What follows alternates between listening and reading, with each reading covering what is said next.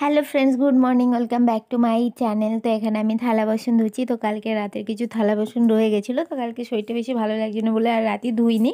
তো আর ও সকালে টিফিন করে গেল, সেই সব থালা বাসন একবারই ধুয়ে দিচ্ছি।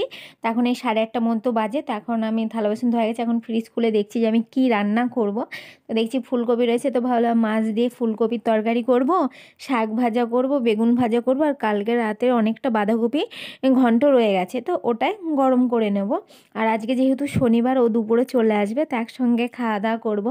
আর আমি সব জামা কাপড় টাপড় ধুয়ে দিয়ে চলে এসেছি। আর এই যে কালকেও গ্রসারি নিয়ে এসেছিলো, তো আমার টিফিন করা হয়নি, তো আমি ভাবছি আজকে টিফিনে ম্যাগি করব। তো ম্যাগিটাও রেখে দিলাম। তো আগে আমি ভাবছি সব সবজি টবজি কেটে রেখে দিয়ে ধুয়ে টুয়ে গুছিয়ে রেখে তারপরে আমি টিফিন করব। টিফিন করে রান্না শুরু করে দেবো। তো আমার যদি সব সবজি টবজি কেটে আমি গুছিয়ে রাখি না, তাহলে আমার একটু টেনশনও কম লাগে আর খুব তাড়াতাড়িও রান্নাটা হয়ে যায়। আর যেহেতু ও দুপুরে খেতে মানে খাবে এসে, ওই জন্য আমি একটু লেট করে রান্না করছি। তো এই যে দেখো আমার শাকটাও কাটা হয়ে গেছে, নোংরাগুলো একদম প্যাকেটে ভরে রেখে দিলাম। কালকে তো আর নোংরা আসবে না, সোমবার আসবে, ফেলে দেবো। তো এখানে দেখো আমার মাছে বরফ লাগা ছিল, বরফটাও আমি ছাড়িয়ে সেটা নুন হলুদ মাখিয়ে রেখে দেবো, দিয়ে আমি টিফিন করে তারপরে ভেজে নেব। তো আমার টিফিন করা হয়ে গেছে, তো এখন আমি মাছটা ভাজা করছি। আর আমাদের এখানেই যে বালাজি মন্দির, ওখানে নাকি 10 দিন ধরে অনুষ্ঠান হচ্ছে, যেটা আমি জানি না, আজকে জানতে পেরেছি। তো যেহেতু আজকে দুপুরে দুপুর বাড়ি চলে আসবে, তো আমরা ভেবেছি বিকালবেলা যাব। আমি ওকে বলে রেখেছি, বলেছে ঠিক আছে, খুব বড় অনুষ্ঠান হচ্ছে তো ওখানে। তো এই যে দেখো আমি মাছটা ভাজা করছি, আর এই যে আলু ফুলকপি আমার ভাজা হয়ে গেছে, আর শাকটা আমি ভেজে রেখে দিয়েছি। এই যে দেখো আলু ফুলকপির তরকারি হচ্ছে, ঠিক আছে। আর বাঁধাকপিটা গরম করে রেখে দিয়েছি। তো রান্নাবান্না কমপ্লিট করার পরে তো এই মাছের শিল্পটা একটুখানি এলোমেলো হয়ে গেছে। তো আমি ভাবলাম যখন রান্নাটা একটু তাড়াতাড়ি হয়ে গেছে, তো তাহলে এইটা একটুখানি গুছিয়ে নিই। এইটা গুছিয়ে রেখে আমি শুধু ঘরটা মুছবো, তারপরে চান করে পুজো দিয়ে দেবো। আর আমার রান্নাঘরটা এত ছোটো না, একটু এলোমেলো হয়ে গেলে মনে হয় জায়গা কত কম হয়ে গেছে। আর আমি এই যে গুছিয়ে রাখবো, তারপরে কদিন পরে আবার একাই এলোমেলো হয়ে যায়, মানে আমি এলোমেলো করি। আর ও যদি একদিন দুদিন রান্নাঘরে দায়িত্ব নেয়, তাহলে মনে করলাম আমার সব উল্টোপাল্টা হয়ে গেলো। সব উল্টোপাল্টা হয়ে গেলে আমার মনে হয় কি ঠিক আছে, আর দুদিন পরেই গোছাবো। আর এই যে দেখো এখানটা পুরো গুছিয়ে গেছি, বিছানা টিছানা আমার সব গোছানো হয়ে গেছে, আমার চান করা হয়ে গেছে, পুজো দেওয়া হয়ে গেছে। এখন আমি ওর জন্য ওয়েট করছি, ও আসবে, তারপরে আমরা খাওয়া দাওয়া করে নেবো। তো ওর আসতে অনেকটাই লেট হয়ে গেছিলো, ওই জন্য আর তোমাদেরকে ভিডিওতে কিছু দেখানোই হয়নি। আর এই দেখো আমার ব্যালকনিতে তুলসী গাছগুলো এত সুন্দর হয়েছে না, মানে কি বলবো। তো এখান থেকে আমি তুলসী পাতা নিয়ে গোপালকে ভোগ দিয়ে দিই। তো ওই সন্ধেবেলা দেখো আমরা বালাজি মন্দিরে চলে এসেছি। দেখো এই রথটা ফুল দিয়ে কত সুন্দর সাজিয়েছে, পুরো মন্দিরটা এত সুন্দর সাজিয়েছে।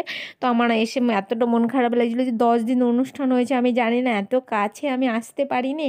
দেখো খুব সুন্দর ফুল দিয়ে সাজিয়েছে। আর আজকেও আমরা এসেছিলাম, অনেক অনুষ্ঠানও হচ্ছিল।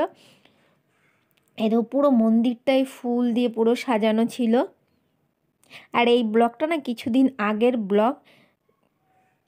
এই দেখো ওই জন্য দেখো আমি সোয়েটার ছাড়াই চলেছি, কারণ তখন অতটা ঠান্ডা ছিল না।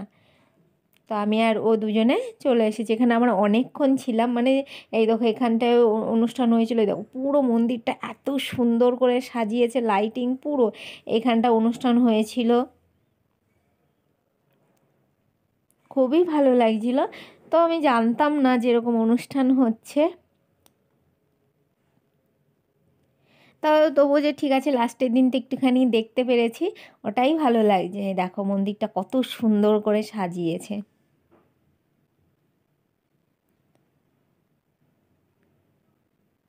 দেখো প্রত্যেকটা মন্দির এত সুন্দর করে সাজিয়েছে। এরা বাজনা বাজাচ্ছিল, এত সুন্দর লাগছিল শুনতে।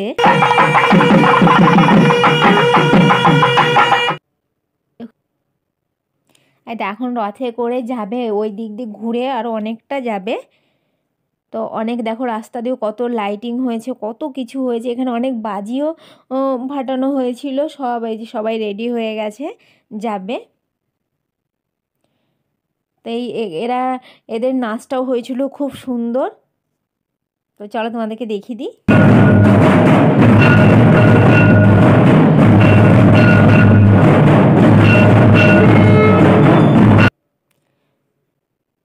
তো এদেরও নাচ হচ্ছিলো। তো এইগুলো আমি জীবনেই প্রথম দেখলাম, খুব ভালো লাগছিল দেখে, কারণ এর আগে আমি কোনো দিন দেখিনি। ওই নাচগুলো দেখেছি, কিন্তু এটা আমার কোনো দিন দেখা হয়নি।